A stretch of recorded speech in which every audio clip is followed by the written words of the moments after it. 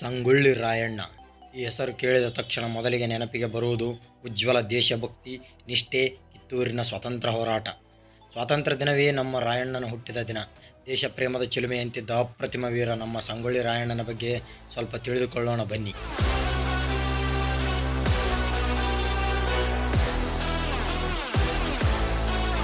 ವೀರರಾಣಿ ಕಿತ್ತೂರಿನ ಚೆನ್ನಮ್ಮಳ ಸೆರೆವಾಸದ ಸಂದರ್ಭದಲ್ಲಿ ರಾಯಣ್ಣ ಪುನಃ ಶಿವಲಿಂಗಪ್ಪನನ್ನು ಕಿತ್ತೂರಿನ ಸಿಂಹಾಸನಕ್ಕೆ ತರುವುದು ಆತನ ಉದ್ದೇಶವಾಗಿತ್ತು.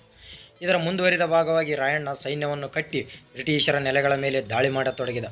ಈಗ ಹಲವು ತಿಂಗಳುಗಳ ಕಾಲ ಬ್ರಿಟಿಷರಿಗೆ ಸಿಂಹ ಸ್ವಪ್ನವಾಗಿದ್ದ ರಾಯಣ್ಣ ಕಿತ್ತೂರಿನ ಉಪ್ಪನ್ನು ತಿಂದಿರುವೆ, ಅದರ ಋಣ ತೀರಿಸಲಾರದೆ ಸಾಯಲಾರೆ ಎಂದು ಛಲ ತೊಟ್ಟಿದ್ದ.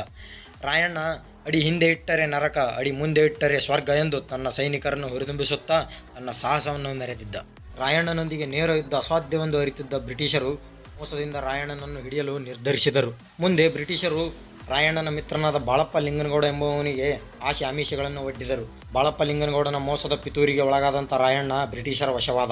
ರಾಯಣ್ಣನನ್ನು ಜೀವ ಸಹಿತ ಬಿಟ್ಟರೆ ತಮಗೆ ಉಳಿಗಾಲವೆಂದು ತಿಳಿದಿದ್ದ ಬ್ರಿಟಿಷರು 1831 ಜನವರಿ 26ರಂದು ನಂದಗಡದಲ್ಲಿ ರಾಯಣ್ಣನನ್ನು ಗಲ್ಲಿಗೇರಿಸಿದರು.